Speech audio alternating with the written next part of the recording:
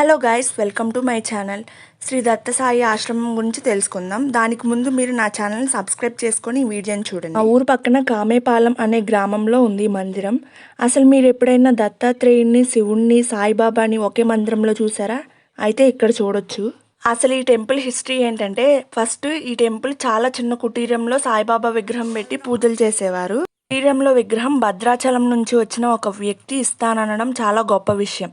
ఆ విగ్రహం ఇస్తాననడంతో జూన్ 20, 2002 సంవత్సరంలో విగ్రహ స్థాపన ముహూర్తం నిర్ణయించారు. తర్వాత విగ్రహం తీసుకురావడానికి భద్రాచలం వెళ్లారు కొంతమంది సభ్యులు. విగ్రహం అంతా రెడీ అయిపోయింది. వ్యాన్ లో ఎక్కించడానికి ప్రయత్నిస్తుంటే ఎంతసేపటికి ఆ విగ్రహం కదలట్లేదు. అయితే వాళ్ళకి అర్థం కాక సాయిబాబా టెంపుల్ పూజారిని తీసుకొచ్చి పూజ చేపించిన తర్వాత ఆ విగ్రహం కదిలిందంట.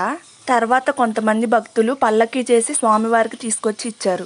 ఒక అతను రథం చేద్దాం అనుకున్నారు. ఇంతలోకే సాయిబాబా కాషాయ వస్త్రాలు ధరించి తన కలలోకి వెళ్ళి, రథం చేస్తానన్నావు కదా, ఇంకా స్టార్ట్ చేయవేంటి పనులు అని చెప్పగా ఇతను రథం పనులు మొదలు పెట్టారు. అసలు ఆ రథం చేసే ఆయనకి రథం ఎలా ఉంటుందో తెలియదు, ఎలా చేయాలో తెలియదు. ఏ కొలతలు లేకుండా 4 నెలల్లో 3 అంతస్తుల పైన గోపురం, 13 అడుగుల ఎత్తు కలిగిన చక్కటి రథం చేయగలిగారు. అంతా సాయిబాబా లీలే అని అనుకుంటారు. 19 డిసెంబర్కి పూర్తయిపోయింది. ఆ రోజు దత్త జయంతి కావడం, ఆ రోజే ప్రథమ రథోత్సవం కావడం చాలా గొప్ప విషయం. ఈ రథోత్సవం చూడడానికి వందల మంది ప్రజలు వచ్చారు.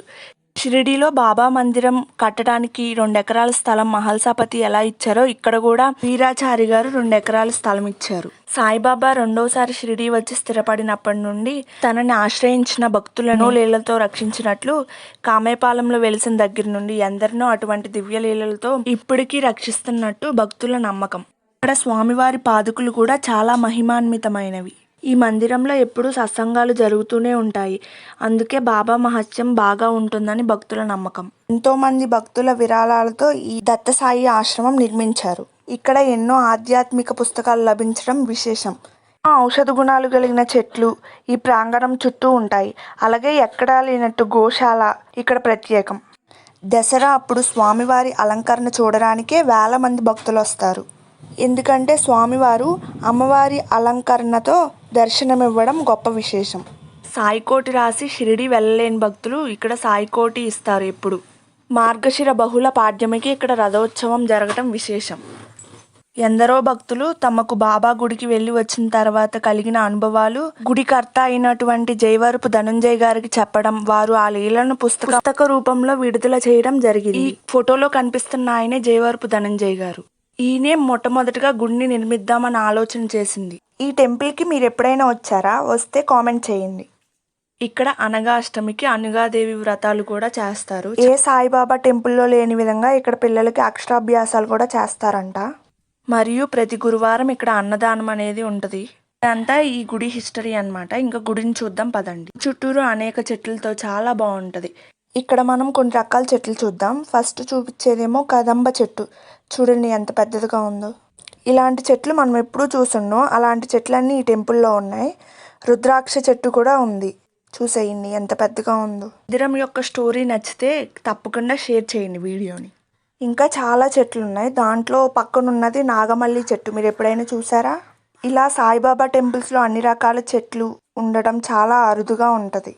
ఈ మందిరానికి ఒకప్పుడు అవధూత గోపాల్ బాబా వారు రావడం చాలా విశేషం. ఇప్పటికీ ఆయన ధరించిన పాదుకులు ఈ టెంపుల్లో ఉంటాయి. మీరు ఎప్పుడైనా వస్తే ఈ పాదుకులను దర్శించి వెళ్ళండి. ఏ బాబా మందిరంలో లేని విధంగా ఇక్కడ ధ్వజస్తంభం ఉండడం ఆశ్చర్యం. ప్రతి మందిరంలో ఉన్నట్టే ఈ మందిరంలో కూడా దునుంది. దునంటే మన పాపాలను పోగొట్టే అగ్ని శక్తి అన్నమాట. దీంట్లో మనం వేసే ఔషధ గుణాలు కలిగిన చెట్ల వేర్లు మనకి ఎంతో ఆరోగ్యాన్ని ఇస్తాయి. ఆ గాలి పీల్చడం కూడా చాలా మంచిది. ఈ టెంపుల్ మొత్తం గ్రీన్ కలర్తో చాలా బాగుంది. చూడండి ఒకసారి. మేము వెళ్ళే టైంకి హారతి టైం అయింది. ఇంకా హారతి ఇస్తున్నారు. ఆ వీడియో క్లిప్ కూడా యాడ్ చేశాను, చూసేయండి. షిరిడీలో అయితే ఎలా ఉంటారో స్వామి ఇక్కడ కూడా ఉండటం విశేషం. స్వామివారి ముందు కనిపిస్తున్న ఎల్లో కలర్ క్లాత్ ఉంది కదా, దాని కిందే సాయికోటి బుక్స్ పెడతారు. ఎలా అయితే షిరిడీలో పెడతారో ఇక్కడ కూడా అలాగే పెడతారు. ఇక్కడ హారతి ఇస్తున్నారు స్వామివారికి. ఒక 30 మినిట్స్ హారతి ఇస్తూనే ఉంటారు. చాలా బాగా పాట అనేది పాడతారు.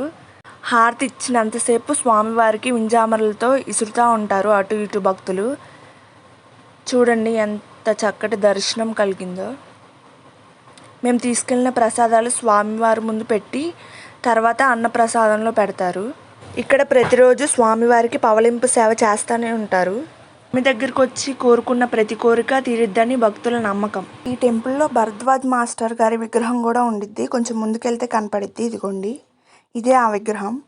ఈ మందిరం కొంచెం వెనక్కి వెళ్తే దత్తాశ్రమం ఉండిద్ది. పక్కనే శివాలయం ఉండిద్ది. నాగదేవతలు కూడా ఉంటారు. చాలా అద్భుతంగా ఉంటుంది. చూసేద్దాం పదండి. అటు ఇటు ఎన్నో అద్భుతమైన చెట్లు మధ్యలోంచి వెళ్తుంటే చాలా బాగుంది.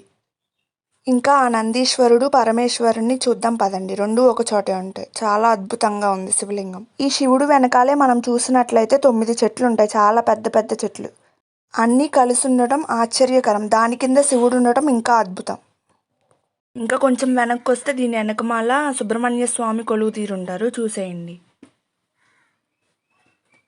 ఈ టెంపుల్లో ప్రతి ఒక్క చెట్టుకి చెట్టు మీద ఏం చెట్టో పేరు ఉండిద్ది అన్నమాట.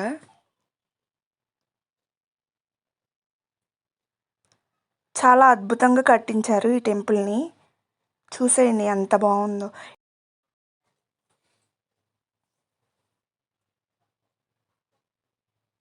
ఇదే దత్తాత్రేయుని మందిరం.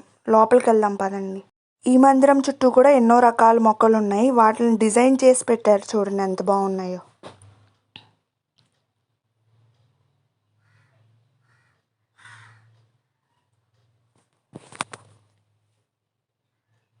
ఈ మొక్కలను చూడండి ఎంత అద్భుతంగా డెకరేషన్ చేశారో. పక్షులు డెకరేషన్ చేశారు. నెమలులు పక్షుల్లాగా. దాంట్లోంచి మొక్కలు వస్తున్నట్టు.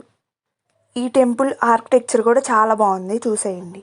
అసలు దత్తాత్రేయ స్వామి అంటే బ్రహ్మ విష్ణు మహేశ్వరులు ముగ్గురు శక్తి ఉన్న స్వామి దత్తాత్రేయ స్వామి. అలాంటి మందిరం చూడటం మనకి ఎంతో అదృష్టం ఉంటే కానీ చూడలేం. ఇది ఎంట్రన్స్ అన్నమాట. కొంచెం లోపలికి వెళ్తే స్వామివారు డైరెక్ట్గా కనపడతారు. తెల్లటి రంగులో చాలా అద్భుతంగా ఉంటారు. స్వామివారి పాదుకులు కూడా స్వామివారి ముందు ఉంటాయి. శ్రీ గురు చరిత్ర అవన్నీ ఉంటాయి అన్నమాట. ఇక్కడ స్వామివారిని ఎప్పుడూ అద్భుతంగా అలంకరిస్తారు. ఆ అలంకరణకి చాలా బాగుంటుంది. చూసేయండి మీరు కూడా. ఈ టెంపుల్లో శ్రీచక్రం కూడా ప్రతిష్ఠించారు. ఎప్పుడు దసరాకి కుంకుమ పూజలు చేస్తారు. అనగాదేవి వ్రతాలప్పుడు కూడా కుంకుమ పూజలు చేస్తారు. ఈ టెంపుల్ హిస్టరీ మీకు నచ్చినట్టయితే నా వీడియోని లైక్ చేయండి. చక్రం చూడండి, దగ్గర నుంచి చూపిస్తా. చాలా పవర్ఫుల్ అంట ఈ శ్రీచక్రం. ఆ శ్రీచక్రానికి తాళిబొట్టు ఉండటం కూడా చాలా విశేషం. ఎక్కడ చూసుండరు, ఇక్కడ మాత్రమే చూస్తారు. ఈ టెంపుల్ ఆర్కిటెక్చర్ మనకు నచ్చే విధంగా చాలా అద్భుతంగా రూపొందించబడింది. ఇక్కడ ప్రతి గురువారం అన్నదానం అనేది ఖచ్చితంగా జరిగిద్ది. ఈ టెంపుల్ వీడియో మీకు నచ్చితే నా ఛానల్ ఖచ్చితంగా సబ్స్క్రైబ్ చేసుకోండి. ఇది నాగకేసరి చెట్టు అనమాట. ఇందాక చూపించడం మర్చిపోయాను. అక్కడ కనిపించేదే అన్నదాన కుటీరం. దాంట్లోనే అన్నదానం చేస్తారనమాట. అంతే వీడియో గైస్. బాయ్.